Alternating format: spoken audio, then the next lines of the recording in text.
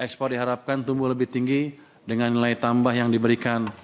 Ini ditargetkan tumbuh hingga 6,7%.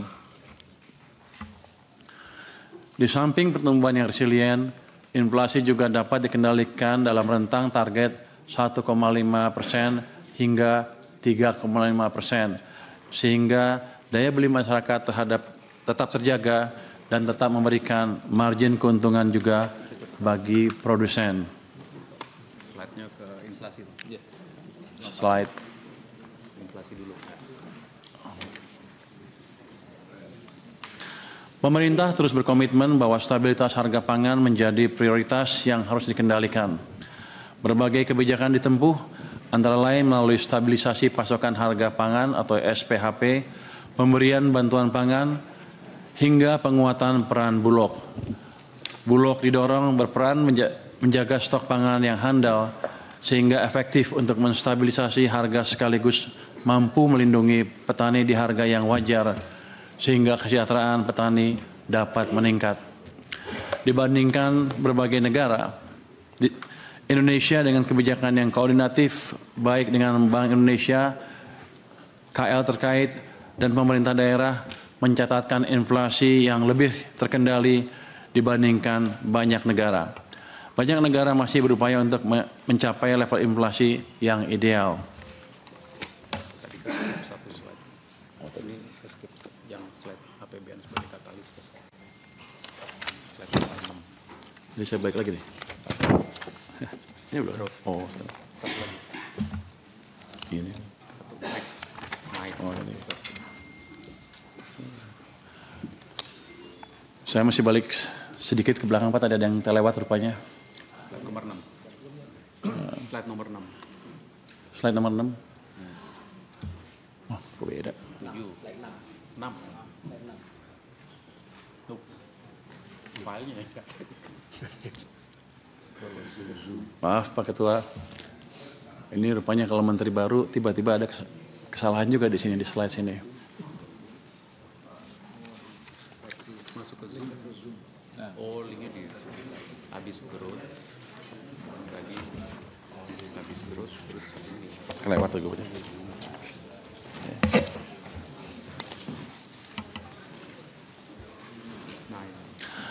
Saya lanjutkan. Dalam rangka mendorong pertumbuhan ekonomi yang lebih tinggi, diperlukan percepatan investasi. Upaya percepatan investasi ke depan tidak hanya mengandalkan APBN, tetapi juga ditopang oleh penguatan peran swasta dan Danantara Indonesia sebagai Sovereign Wealth Fund. Ke depan diharapkan kontribusi investasi dari Danantara terus meningkat hingga tahun 2029, sejalan dengan meningkatnya kontribusi swasta. Investasi strategis yang dilakukan oleh Danantara diarahkan untuk mendukung sektor-sektor produktif yang mempunyai nilai tambah tinggi, memperluas kesempatan kerja, dan meningkatkan kesejahteraan. Pemerintah melalui APBN juga tetap hadir sebagai katalis untuk menggairahkan peran swasta, sehingga ke depan diharapkan Danantara dan swasta berkontribusi besar sebagai motor bagi pertumbuhan ekonomi. Dukungan untuk pembangunan infrastruktur melalui APBN juga dilanjutkan yang diarahkan untuk proyek-proyek prioritas yang mempunyai daya ungkit terhadap pertumbuhan, antara lain perumahan, infrastruktur pendukung ketahanan pangan, ketahanan energi, serta sarana dan prasarana pendidikan dan kesehatan.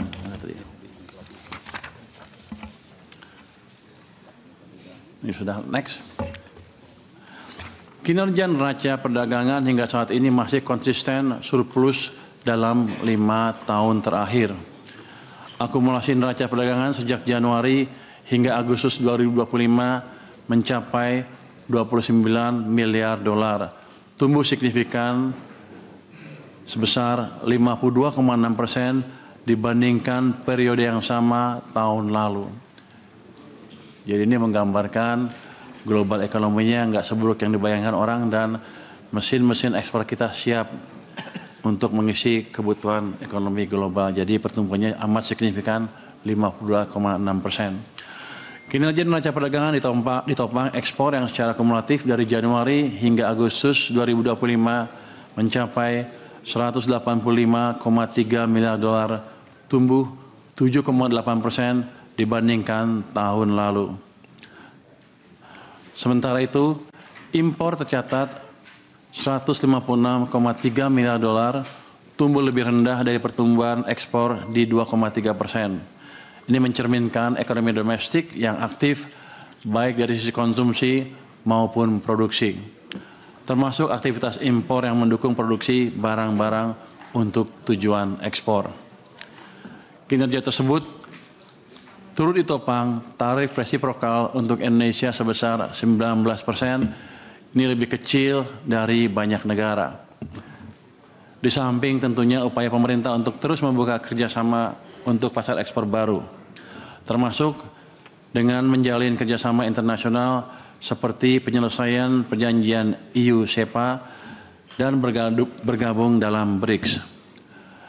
Dari sisi komoditas, ekspor terutama ditopang produk industri pengolahan, antara lain CPO dan turunannya, serta besi baja yang tumbuh kuat.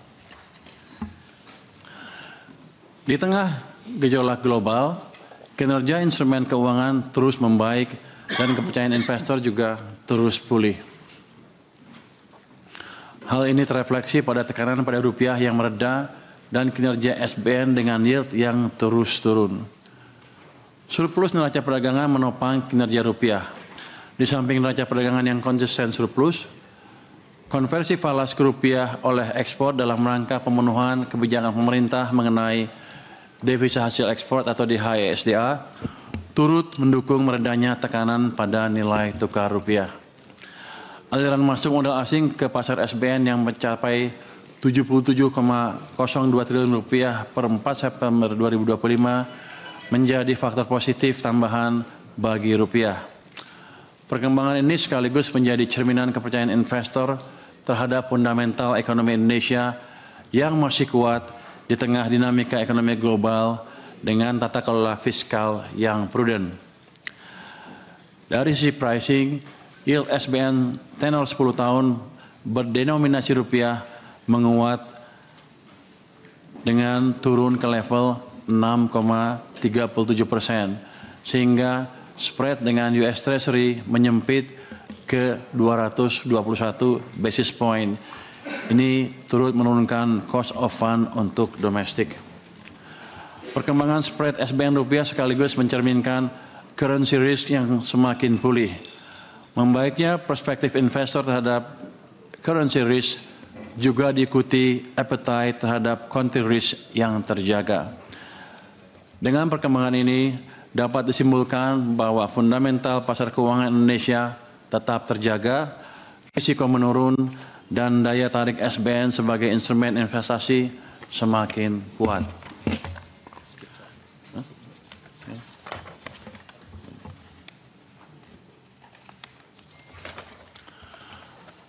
Pertumbuhan yang resilien dan terjaganya stabilitas ekonomi berkontribusi besar dalam menopang perbaikan kesejahteraan masyarakat. Melalui pertumbuhan dan stabilitas ekonomi berdampak pada penciptaan tambahan 3,59 juta lapangan kerja di tahun 2025, sehingga secara agregat berimplikasi pada penurunan tingkat pengangguran terbuka menjadi 4,76% dari tahun lalu yang sebesar 4,28%, serta penurunan kemiskinan ke level 8,47% dari sebelumnya di level 9,03%. Pimpinan dan anggota Komisi 11 DPR RI yang terhormat, dengan mengucap syukur Alhamdulillah dalam 10 bulan pemerintahan Bapak Prabowo, kinerja ekonomi dan implementasi kebijakan fiskal kita berjalan dengan baik, walaupun masih banyak pekerjaan rumah yang perlu disempurnakan. Dalam 10 bulan terakhir, di tengah ketidakpastian global, perekonomian Indonesia tetap dapat dijaga stabil. Kesejahteraan rakyat meningkat dan berbagai program unggulan sudah menunjukkan manfaat yang nyata bagi masyarakat dan perekonomian. Beberapa capaian sebagai berikut, antara lain pertumbuhan ekonomi pada triwulan 2 2025 dapat tumbuh 5,12% year on year, inflasi terkendali di level rendah, rasio utang termasuk yang terendah di G20 di kisaran 39,8%, neraca perdagangan surplus, defisit APBN terkendali dalam batas aman sebesar 2,78% PDB untuk Outlook 2025. Stok beras lebih dari 4 juta ton. Program-program unggulan antara lain MBG, Sekolah Rakyat, revitalisasi sekolah, cek kesehatan gratis sudah memberi manfaat yang nyata bagi masyarakat. Dengan mencermati dinamika perekonomian dan tantangan yang dihadapi, maka strategi ekonomi dan fiskal 2026 diarahkan untuk mendukung kedaulatan pangan, energi, dan ekonomi dalam rangka menuju Indonesia yang tangguh, mandiri, dan sejahtera. Sejalan dengan hal tersebut, RAPBN 2026 difokuskan untuk mendukung 8 agenda prioritas yang meliputi yang pertama ketahanan pangan, yang kedua ketahanan energi, yang ketiga MBG, yang keempat pendidikan bermutu, yang kelima kesehatan berkualitas, yang keenam pembangunan desa, koperasi dan UMKM, yang ketujuh penguatan pertahanan semesta, yang kedelapan akselerasi investasi dan perdagangan global. Sejalan dengan hal tersebut, agar APBN mampu merespon dinamika perekonomian dan menjawab tantangan serta mendukung agenda pembangunan, maka APBN akan terus dijaga agar tetap sehat dan berkelanjutan. Untuk itu, sejumlah strategi akan ditempuh. Yang pertama, kita akan meningkatkan belanja yang berkualitas dengan mendorong agar belanja berfokus pada 8 agenda prioritas tadi, efisien produktif dan sinergi sehingga dapat memberi manfaat yang nyata bagi masyarakat dan perekonomian. Kemudian kita akan optimalisasi pendapatan negara dengan tetap menjaga iklim investasi dengan mendorong efektivitas reformasi perpajakan untuk meningkatkan kepatuhan, mendorong agar sistem perpajakan kompatibel dengan struktur perekonomian dan sistem perpajakan global, sehingga mendorong optimalisasi pengelolaan sumber daya alam, aset negara, dan inovasi layanan. Sebagai berikutnya adalah mendorong pembiayaan yang inovatif dan berkelanjutan. Hal ini ditempuh dengan mengendalikan utang dalam batas aman, mensinergikan peran Danantara untuk akselerasi investasi produktif, dan memanfaatkan sisa anggaran lebih atau SAL untuk mengantisipasi ketidakpastian, serta memperkuat koordinasi dan kolaborasi kebijakan fiskal, moneter, dan sektor keuangan dalam mendukung stabilitas ekonomi dan penciptaan lapangan kerja. Melalui pengelolaan APBN yang sehat tersebut, maka 3 fungsi utama APBN yaitu alokasi, stabilisasi, dan distribusi dapat berfungsi efektif untuk mendukung berbagai program pemerintah, meredam dari berbagai goncangan, dan meningkatkan kesejahteraan demi mencapai cita-cita bangsa. Indonesia yang tangguh, mandiri, dan sejahtera.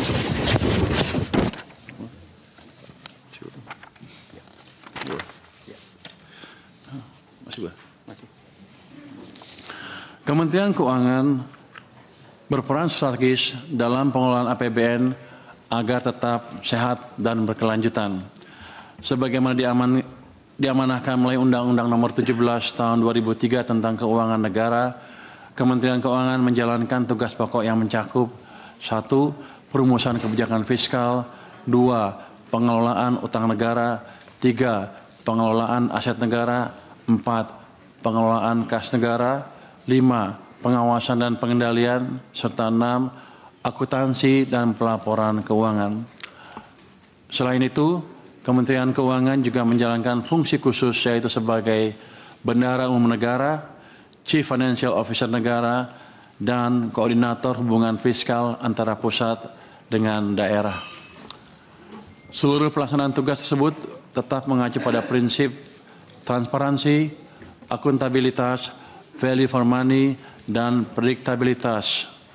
Prinsip-prinsip ini menjadi landasan agar keuangan negara tetap kredibel dan dipercaya, sekaligus menjadi instrumen yang berkelanjutan dalam menjaga hubungan antara negara dengan rakyatnya.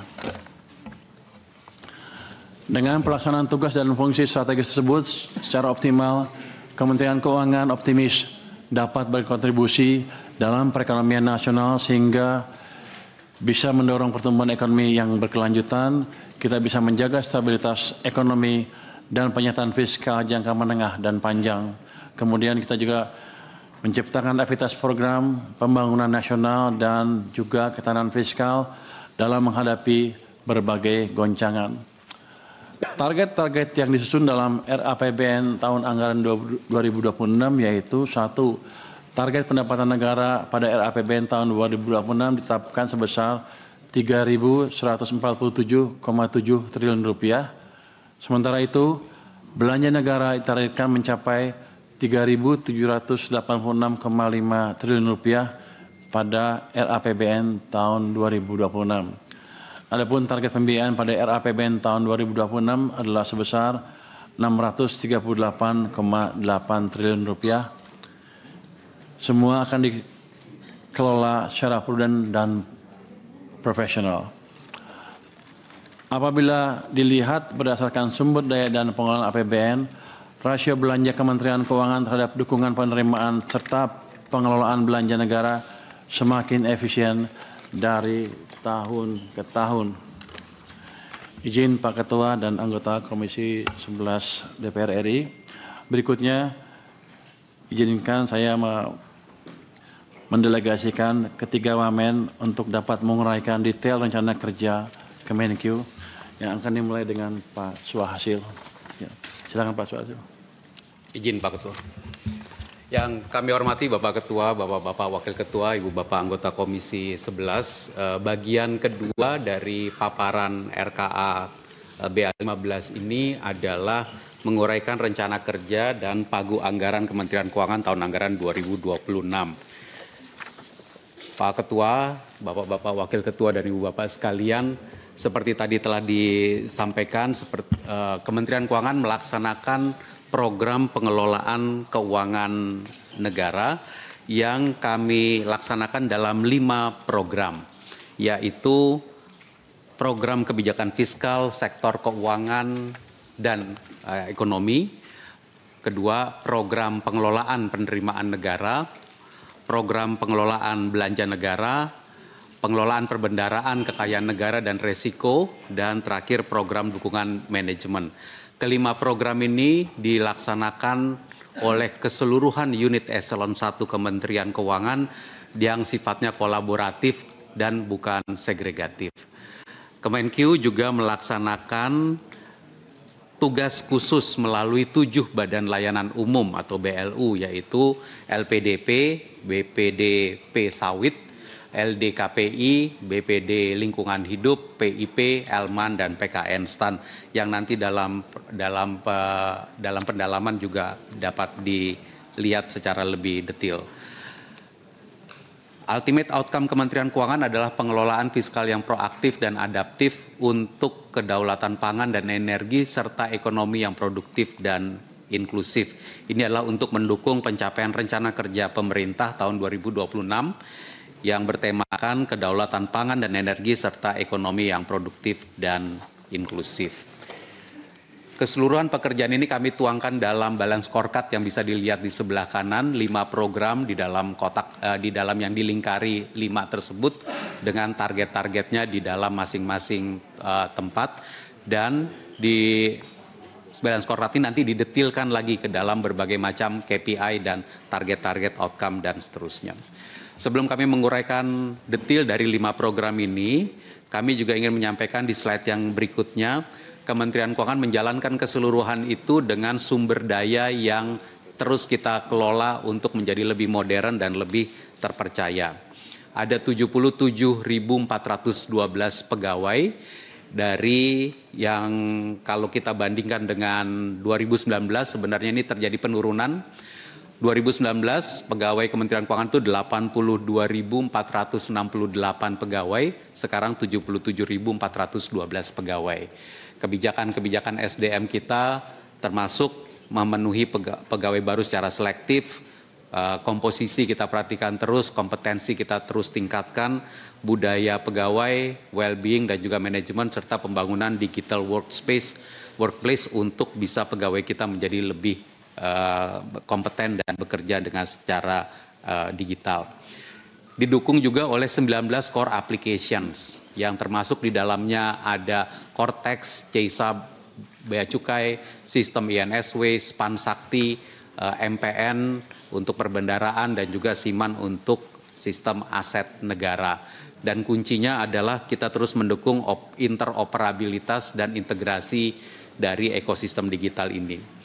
Keseluruhannya bekerja di dalam 1071 satuan kerja yang terus kita lakukan penguatan dengan pengawasan internal yang makin kuat dan dengan anggaran sebesar 42,82 triliun.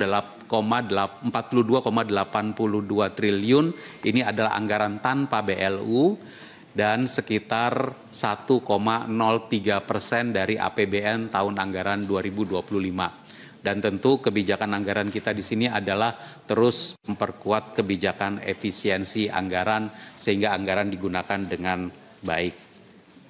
Kebijakan-kebijakan dari sumber daya Kemenkyu ini yang terus kita kelola secara efisien. Kalau kita lakukan benchmarking sejak tahun 2020, kita telah dapat mengurangi sejumlah anggaran yang tidak diperlukan, dan kita bisa mengestimasi total efisiensi 2020 sampai 2025 adalah sebesar 3,53 triliun. Dan tentu di tahun 2026 dalam rencana kerja anggaran 2026 kita akan terus melanjutkan kebijakan efisiensi anggaran dan perluasan strategi efisiensi anggaran termasuk dalam konteks pelaksanaan kolaborasi kegiatan, kemudian perluasan implementasi standarisasi biaya, pengendalian biaya belanja birokrasi, dan juga perluasan kantor-kantor layanan bersama Kemenkyu di seluruh Indonesia. Berikutnya, di beberapa slide berikutnya kami akan mulai menguraikan 5 program yang tadi kami telah sampaikan sebagai rencana kerja dan anggaran Kementerian Keuangan. Nanti kami mohon izin untuk Pak Wamen Anggito dan Pak Wamen Thomas untuk juga ikut menguraikan program-program ini. Program pertama adalah program perumusan kebijakan fiskal sektor keuangan dan ekonomi yang kita terus arahkan agar kebijakan ini menjadi makin proaktif, makin adaptif dan mampu menggerakkan transformasi ekonomi. Ada 2 outcome yang ingin dicapai di sini, yaitu 2 outcome utama, dan 2 outcome utama ini disampaikan di sebelah kiri, kebijakan fiskal sektor keuangan dan ekonomi yang berkualitas, proaktif dan adaptif dengan seperangkat indikator termasuk di dalamnya adalah rasio defisit terhadap PDB, indeks status stabilitas sistem keuangan 3 dalam skala 4 dan indeks kinerja kebijakan fiskal sektor keuangan dan ekonomi. Itu outcome pertama. Outcome kedua adalah diplomasi dan kerjasama ekonomi keuangan internasional yang efektif.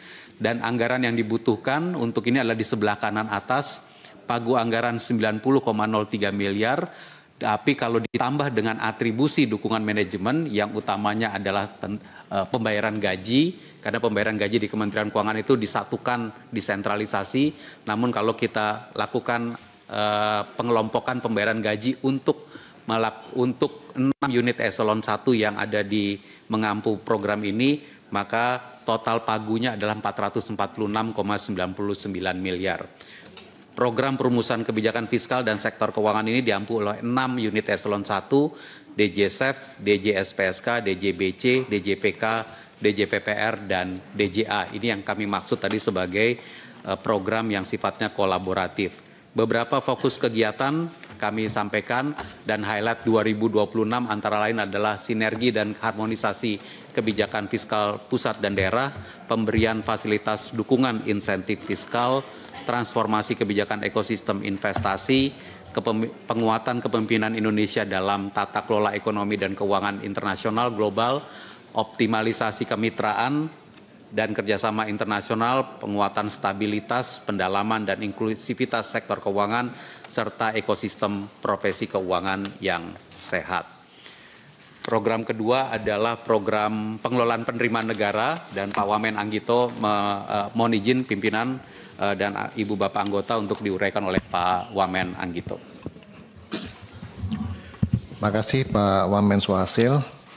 Pimpinan, para ketua, Pak Wakil Ketua, anggota Komisi 11 DPR RI, Pak Menteri Keuangan, Wamen dan seluruh pejabat terkait. Assalamualaikum warahmatullahi wabarakatuh. Terima kasih. Untuk program kedua dari Kementerian Keuangan adalah pengelolaan penerimaan negara yang ditujukan untuk meningkatkan atau mengoptimalisasi pendapatan negara, tentu dengan yang berkeadilan. Nah, program ini akan diampu secara kolaboratif oleh 4 unit eselon 1. Tentu yang paling besar signifikan adalah Direktorat Jenderal Pajak, kemudian Direktorat Jenderal Bea dan Cukai, Direktorat Jenderal Anggaran yang mengampu masalah PNBP, dan juga Lembaga Nasional Single Window LNSW. Nah, program ini di dalam balance score kita akan menyasar 2 outcome. Outcome pertama itu adalah penerimaan negara itu sendiri. Yang kedua adalah mengenai pengawasan. Dan ini akan dilakukan melalui 152 output yang nanti akan disampaikan pada waktu panja oleh teman-teman dari eselon 1. Untuk outcome dan KPI yang kami usulkan adalah untuk rasio pendapatan negara terhadap PDB 12,22%, kemudian rasio penerimaan perpajakan terhadap PDB adalah 10,47% dan rasio PNBP terhadap PDB adalah 1,77%. Ini masih dalam rangka RAPBN 2026. Nah, sementara untuk pengawasan, outcome dan KPI-nya terkait dengan upaya-upaya pengawasan untuk perlindungan masyarakat dan dukungan kegiatan untuk perdagangan khususnya, yaitu untuk persentase efektivitas pengawasan dari narkotika, psikotropika, prekursor, serta barang larangan terbatas, itu KPI-nya adalah 79%, kemudian dwelling time, waktu tunggu ya di impor itu adalah 2,8 sampai 2,79 hari. Kemudian untuk tingkat efisiensi pelayanan ekspor impor, scoringnya adalah 89. Tentu nanti lihat, kita juga bisa melihat tren yang sudah terjadi selama ini adalah suatu upaya untuk peningkatan. Fokus kegiatannya ada 4, yaitu 1 perumusan kebijakan, perpajakan, bea cukai, dan PNBP. Yang kedua adalah yang cukup besar dalam tahun 2026 itu adalah integrasi data dan pemanfaatan sistem transaksi digital. Kemudian yang ketiga adalah pelayanan komunikasi dan edukasi. Yang 4 adalah pengawasan dan penegakan hukum. Nah, Bapak Ibu sekalian, highlight dari strategi yang diturunkan dari balance scorecard untuk program pengelolaan penerimaan negara itu ada 10. Kalau kita urutkan 1 sampai 3 itu khusus perpajakan, 1 masalah edukasi, literasi, dan untuk kesadaran kepatuhan perpajakan. Yang kedua pemanfaatan sistem digitalisasi. Ya, pemirsa, Komisi 11 DPR RI menggelar rapat kerja terkait rencana kerja dan anggaran tahun 2026. Rapat ini menjadi raker perdana Menteri Keuangan Purbaya Yudi Sadewa. Dan untuk informasi selengkapnya sudah terhubung dengan jurnalis Metro TV ada Nadia Soraya dan juru kamera Alan Indra. Nadia, selamat siang. Apa yang kemudian menjadi, apa yang bisa diharapkan dari fokus pada rapat perdana ini? Ya, selamat siang Anggi, benar sekali untuk rapat kerja Komisi 11 DPR RI bersama dengan Kementerian Keuangan saat ini sedang berlangsung, kurang lebih sudah berlangsung lebih dari 30 menit dan tadi dimulai dengan adanya penyampaian yang disampaikan terkait dengan program prioritas terlebih dahulu dari Menteri Keuangan Purbaya Yudi Sadewa. Dan tadi disampaikan setelah program prioritas langsung disampaikan sesuai dengan agenda dalam rapat kali ini atau yang menjadi rapat perdana dari Menkyu Purbaya. di mana kita saat ini membahas terkait dengan rencana kerja dan juga anggaran APBN tahun 2026 Kementerian Keuangan. Dan saat ini juga sedang dibahas apa saja terkait dengan rencana kerjanya. Di antaranya tadi disampaikan oleh Wamenkyu Suhasil ada setidaknya 5 program strategis yang disampaikan, di antaranya adalah kebijakan fiskal, pengelolaan penerimaan negara, pengelolaan belanja negara, pengelolaan perbendaharaan dan kekayaan negara, serta dukungan manajemen. Tadi disampaikan bahwa untuk total dari pagu anggaran yang diusulkan kepada Komisi 11 ini adalah sebesar 4,88 triliun rupiah. Artinya ini menambah menjadi 52,02 triliun rupiah dari sebelumnya sebesar 47,13 triliun rupiah. Dan tadi juga disampaikan oleh Suhasil sebenarnya apa saja outcome atau hasil yang akan dikeluarkan dari adanya kebijakan fiskal dari permintaan anggaran tersebut. Di antaranya adalah di sini rasio defisit terhadap PDB sebesar 2,48%. Nantinya juga ada indeks status stabilitas sistem keuangan skala 4 dan juga indeks kinerja kebijakan fiskal sektor keuangan dan juga ekonomi. Tadi disampaikan oleh Suhasil bahwa ini nantinya akan berdampak kepada juga bagaimana inklusivitas keuangan tidak hanya secara nasional tetapi juga secara internasional atau di mata dunia begitu. Dan tadi seperti yang kita ketahui memang untuk rapat pada hari ini sebelumnya direncanakan pada kemarin untuk rapat perdana bersama dengan Menkyu Purbaya sekitar pukul 13, namun lantaran dari Ketua Komisi 11 DPR RI Muhammad Misbakun mengatakan Menkyu Purbaya ini diminta atau dipanggil oleh Presiden Prabowo Subianto, maka untuk rapat pada kemarin ini ditunda menjadi hari ini. Dan tentunya kita akan terus melihat, Anggi, apa saja pembahasan-pembahasan lainnya dan bagaimana awalan dari pertemuan awalan tadi kalau disampaikan oleh Misbakun ini adalah menjadi pertemuan awalan terlebih dahulu. Nantinya untuk anggaran-anggaran terkait dengan Kementerian Keuangan akan dibahas lebih lanjut ke depannya dalam rapat-rapat selanjutnya. Untuk sementara itu yang dapat saya laporkan, Anggi, dari Komisi 11 DPR RI kembali ke studio. Nadia Soraya, terima kasih atas laporan Anda. Dan misalnya demikianlah Breaking News kali ini. Saat lagi akan hadir Metro Siang. Tetaplah bersama kami. Jelajahi cara baru mendapatkan informasi. Download Metro TV Extend sekarang.